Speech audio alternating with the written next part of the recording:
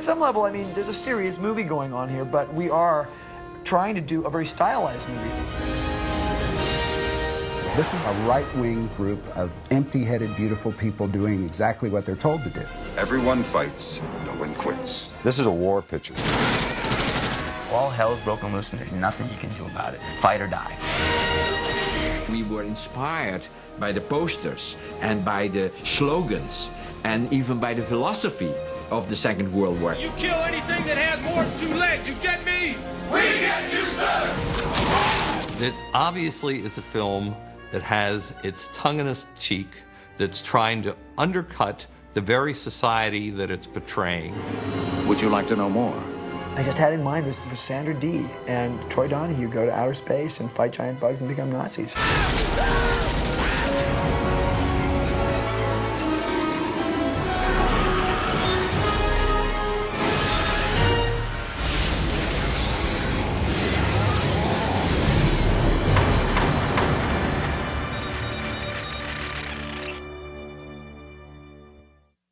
Starship Troopers was first published in 1959. It won the Hugo in 1960.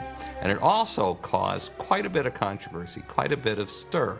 It concerns a lot of the things globally, problems that we face today.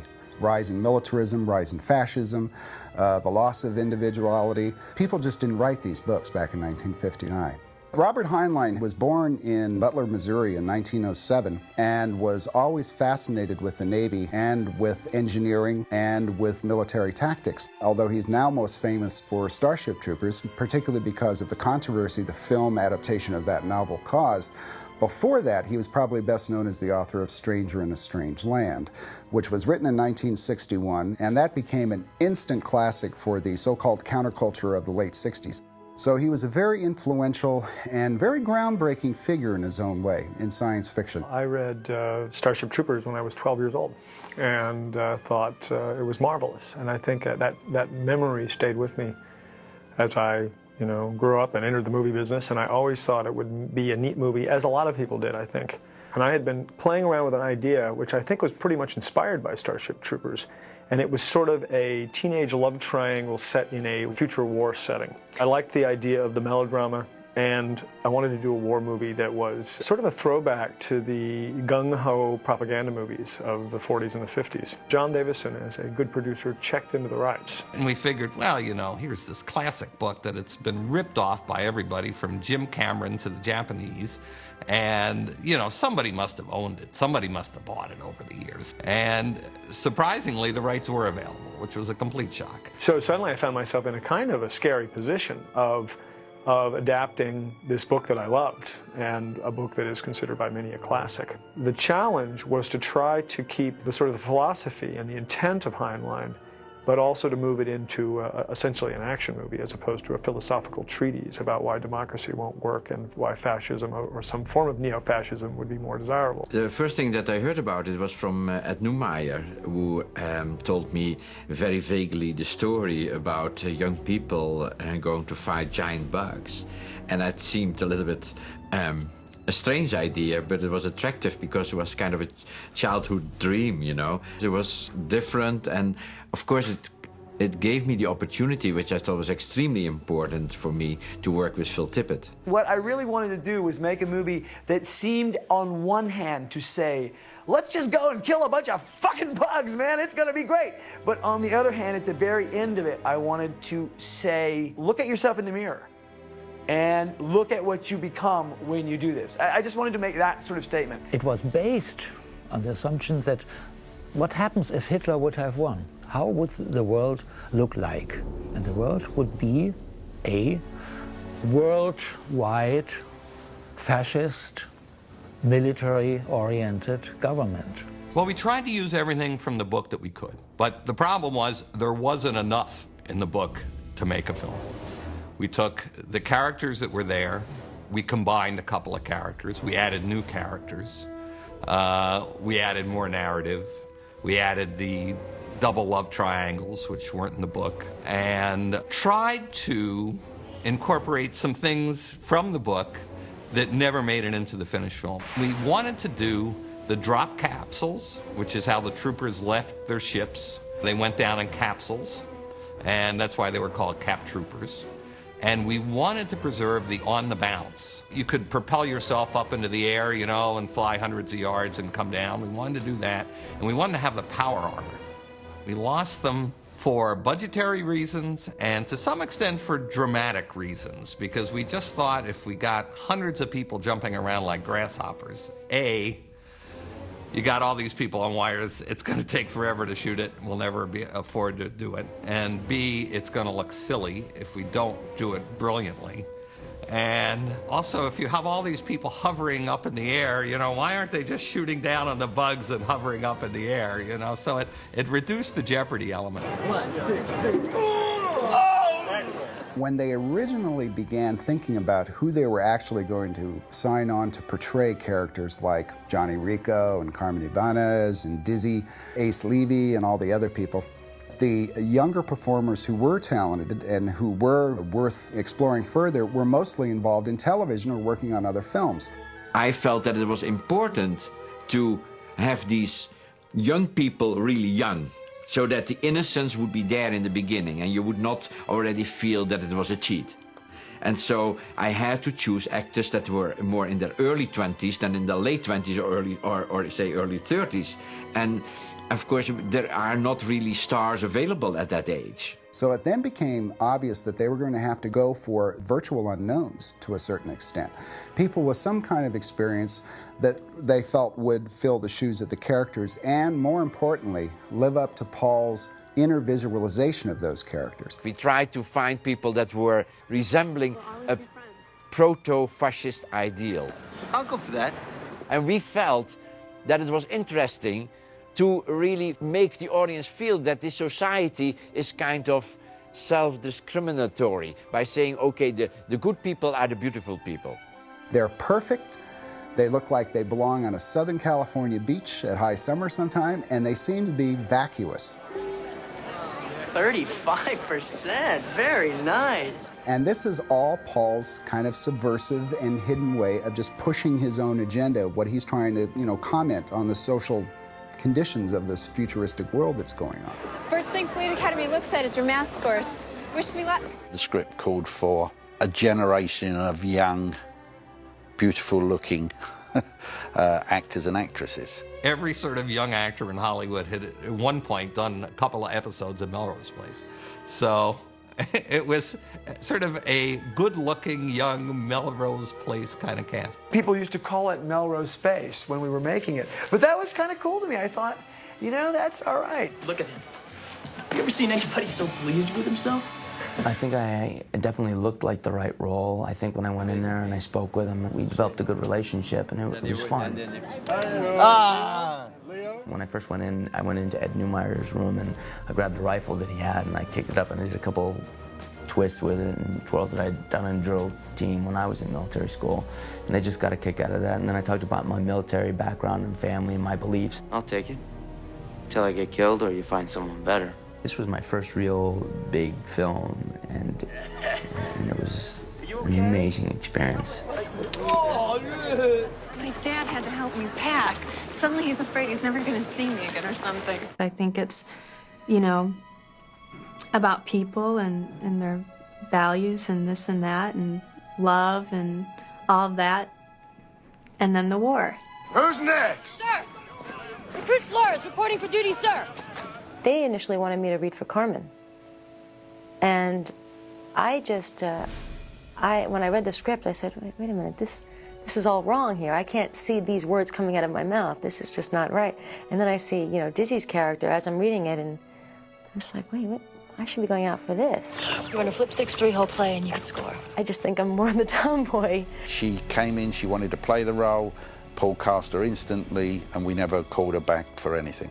Looks like I'm your girl, sir. It's school kids. They're just coming out of school, and people that age, in their 17s, whatever, they don't have a strong personality yet. You need the young generation to fight, to kill, and not to think. That's why it's cast that way, that it's not about strong personalities, which they have to lose. It's people with a surface, but you cannot see behind the surface. I think it is meant to be a bit of an artificial movie. That's why I like the casting for the movie. That's why I like the artificial. I mean, the movie looks plasticine sometimes. You could do something like that, yeah? The public persona that Paul Verhoeven has is of this kind of like barely contained wild man who's always out there trying to show full frontal fornication and decapitations every moment he can. That may, in an exaggerated way, be a part of Paul's personality, but Paul is also a very serious man and a very intelligent man. He's certainly the only director I know who has a PhD in mathematics. All of his films are amazingly visceral and intellectual at the same time. You can relate to it on a purely intellectual level, but it's also almost impossible not to feel it on a visceral one as well. Hold it there, and now it's hoovering there. He's talking till he spits draft and goes up and down. Paul is very demanding. Keep your eyes a little bit more on the brain part. Whereas a lot of people would accept something that's marginal, he won't. But the results usually speak for themselves because he gets top quality work. He just is so full of passion about what he's doing that he just goes and goes and goes, and he just leaves everybody else physically exhausted. He's one of those guys that's totally into what he's doing, knows everything. I mean, we'd go through these meetings and I'd leave the meeting feeling numb, you know, of all the things that we had to build and who was doing what. And he would seem to hold everything in his head. Verhoeven himself did over 4,000 of his own storyboards, which he then handed into the storyboard department. And Paul was constantly drawing, and Paul was doing things on the side of his scripts. He was doing full-blown production sketches. He was doing little panels. He's an actor's director. He will use every technique he possibly can just to pull out anything out of you that he doesn't feel like he's getting. Johnny, look. And he's just enough to play off of alone, even if he didn't have everything. Just the way he is. He's so insane. A lot of our scenes where we're reacting to bugs that aren't there, he really gets down in there with us. He was in the dirt making these noises all day long for us to have something to react to. I love your sound effects. I would even turn around and start shooting, and get it. And he'll come over and go, "Come on, let's shoot it! Let's do it! Come on!" And he'll get in there and he runs and he acts like a bug going, "Ah! Back and forth! Now, it's attack! Ah!" He's a motivator. I think if Paul told me to sit in the corner on my head and spit nickels, I could do it. He's very focused, and I find it very difficult to be this focused with such a big movie, with so many things to think about. And he's still able to keep some sort of sense of humor about himself. Paul has total control, and that's why it's great working for him, because you trust him, because you've seen RoboCop and you've seen Total Recall, and this is exactly that kind of movie, so you know it's going to be done really well. You would never think that a liberal European Dutchman with a strong intellectual bent would be interested in a novel like Starship Troopers. But actually, I think that it resonated with many personal experiences that Paul had had on his own. I was 2 years in the military in Holland when I was a Navy officer, when I was drafted, which was in the 60s, of course. It was a long time ago, but I had never really used that too much in a movie, that knowledge. The three of them would be about here, and Xander is about somewhere here. He cut his teeth, artistically speaking, on documentaries that he did while in the military in Holland. And then he also has this very strong formative period of 1938 to 1945 when his daily existence is completely surrounded and steeped and soaked in warfare. He was born at the height of the event that defines probably the 20th century, World War II. He was living under the Nazi boot. V-2 rockets were going off over his house, and Lancaster bombers were dropping bombs in his front yard when they missed the V-2s. And that had resulted in one of what I consider to be his finest films, a Dutch movie called Soldier of Orange. This was an opportunity for him to reinvest his interest in World War II war movies in a science fiction setting. It was a very conscious decision to use the outlook and the techniques and the strategy and whatever of World War II, plus perhaps even the visualization of that, to copy that a little bit. So here you have a culture that can fly to outer space, can go to different planets, and yet when it confronts a foe, uses World War II type cased ammunition with, hard projectiles and drops bombs. Paul was returning to a lot of the old World War II combat film tropes, where you had massive invasion forces who only had their carbines. All these World War II tactics and weapons, which had just been altered a little bit, just to make them appear a bit more friendly to the future. The ships are like flying fortresses. It looks like B-17s coming in over a planet. And the drop ships, which replace the power armor, look like Normandy invasion things with the rams that come down. It's very easy to read Starship Troopers as a condemnation of military force, and it's not, because the military loves that movie. Foxtrot 4, Blade 6. Pass your unit through, Blade 1, over. Doc, casualties? 0, sir. Very well. Dale Dye was a military advisor on the picture, and basically it was his job to take the actors and to take the extras and make them look like soldiers on screen. But you got to get deep before you make your turn. Yes, sir. Just get your squad leader in here and tell him, look for those rocks, and then make his cut. He had formed this group called Warriors, Inc., and the first film he did, I think, was a picture called Platoon.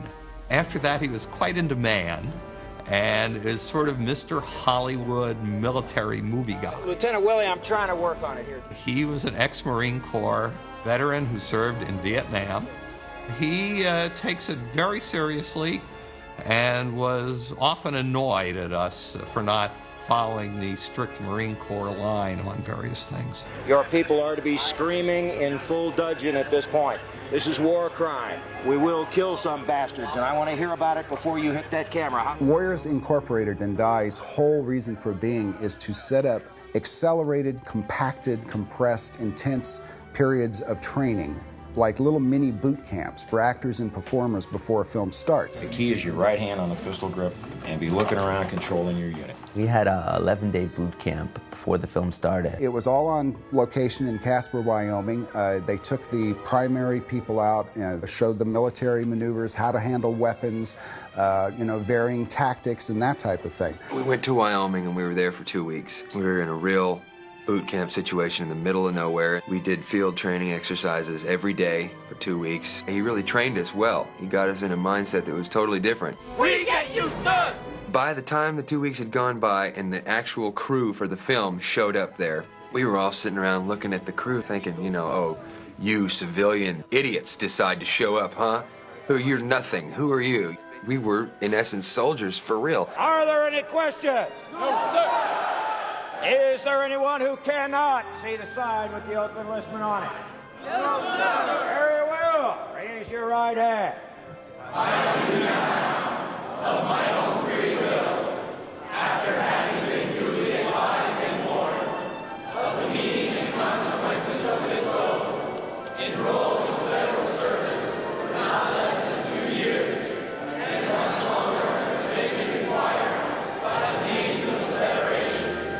Keep your right hand in the air. Stand by to do it again. Ladies and gentlemen, clear the area. We're going to have a walkthrough with the extras. Captain Dye, who had trained the primary cast, also handpicked 4 or 5 of the extras and put them into the boot camp at the same time. Once they had graduated, he put them in charge of their own squads and platoons of extras. Try to listen up. Our cue is going to be delayed. We're going to be cued on the radio by the captain. So stand by. It's going to be a little bit longer.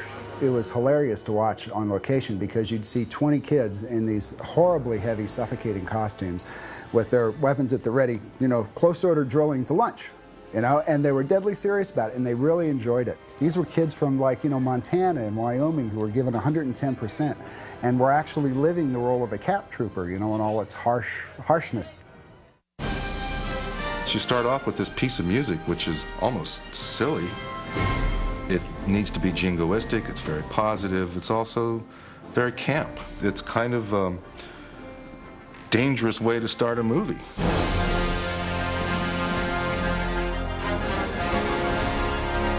All of the mobile infantry was based on a kind of unusual harmonic bass, a scale that I tried to keep the whole film in because I wanted it to have the sense that that was the world that they were in. It's very odd sounding. It's very Stravinsky in a way. It's the first time I've ever considered using it as the harmonic basis of the entire score. What we wanted is to do basically a propaganda film for this government in the future that was trying to recruit young people to come and go and fight in this foreign war. The society that's doing this is a fascist utopia. It's a society that works, that has very little crime and has very little poverty. It was a world that was very ordered, that was very regimented, but it doesn't accept any deviation, any individuality. It's a really pure society, and the language that we use is a little bit of the 50s. He's always late when he walks you home to fish for a kiss. In its overly innocent tone. Marco's sister made pilot. So will you. Which is funny and is artistic. On the other hand, again, was perhaps something why people felt it was a bit weird. Join the mobile infantry and save the world. Service guarantees citizenship. Well, the film starts with a direct paraphrase of Leni Riefenstahl's Triumph of the Will. The I'm doing my part FedNet sequence. I'm doing my part. I'm doing my part. Paul was, of course, very familiar with Leni Riefenstahl's work and emulated it in the FedNet. The compositions are very precise in terms of the people and the movement of people within the frame. If you look at the movies that we copied ourselves, in the movies of Leni Riefenstahl, Triumph of the Will, and you see all these German people that are listening to Hitler and are basically ready to go to war, and you see all their faces, she emphasizes the beauty. All the shots of people in Triumph of the Will are beautiful. They're all beautiful kids. She never shot kids that didn't look so good. So it's all blondish, this and that. We break net now and take you live to Clondathu, where the invasion has begun. The closest thing in tone is American and English World War II films. We still use that kind of simplicity that you feel in these propaganda movies. They were all done, of course, to get the American people ready to fight. Come on, you ape! You want to live forever! We need you all. Service guarantees citizenship. You go to a movie about young people who are going to become space cadets and Starship troopers and go out and fight, except the subtext is that the propaganda and the government spin kind of cons them into thinking that this is the way to go. But it's more than that. It's the FedNet. It feels Big Brotherish. It feels like it's, I don't know, that was always the idea was, this is all you see. And we're really only being told what someone or something or some entity or some even international government might want us to know. Everything in it is so one-sided and, in a sense, rather disgusting. There's a moment in there where a group of children is seen stomping on living cockroaches, and they're saying, this is what should happen to the bugs. That, to me, is flat-out propaganda. The only good bug is a dead bug. It shows you that these people's lives and their access to information is totally under the control of the world government that they basically serve. Who wants to hold it? Citizen rule. People making a better tomorrow. Paul had that idea of the soldiers giving out bullets. The guys are laughing. It's really insidious. It's absurd. And that's, Paul really tried to stress that point. People didn't understand that. They thought that maybe he was glorifying war. I think it's a total send-up of a propaganda movie. Guilty. Sentence, death.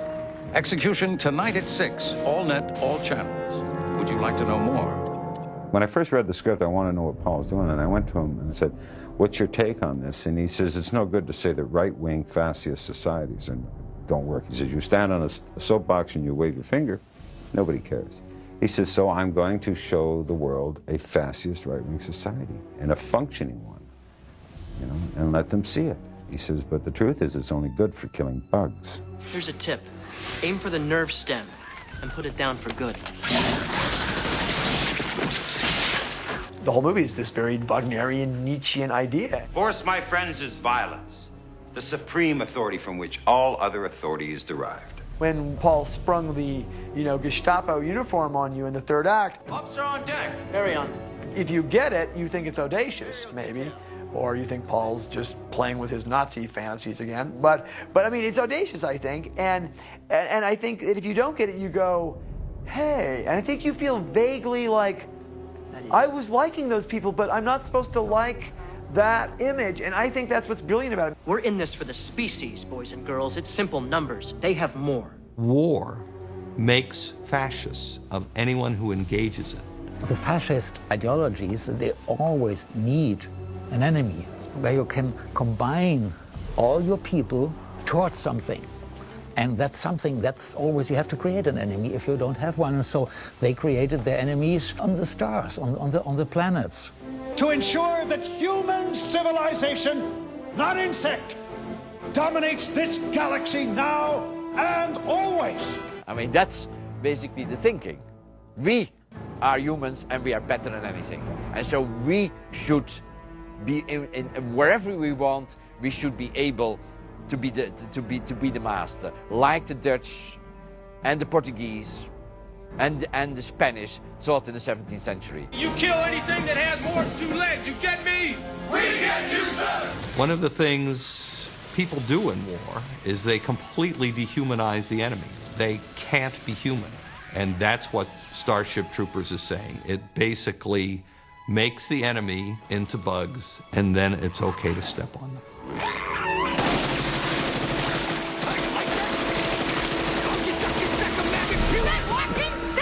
I think the insects are much less, let's say, guilty than Adolf Hitler. Because they are not necessarily bad, you know, they're just defending their territory.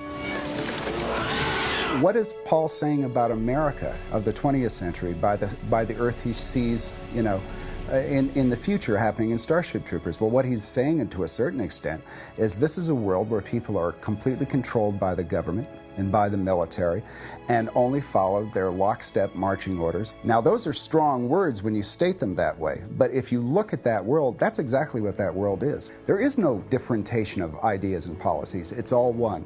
It's all military, it's all might, and it's all us. And those things are all very frightening. Some audiences got this movie and some audiences didn't. We were hoping that fighting giant bugs would be enough for the people that didn't want to look beneath the surface.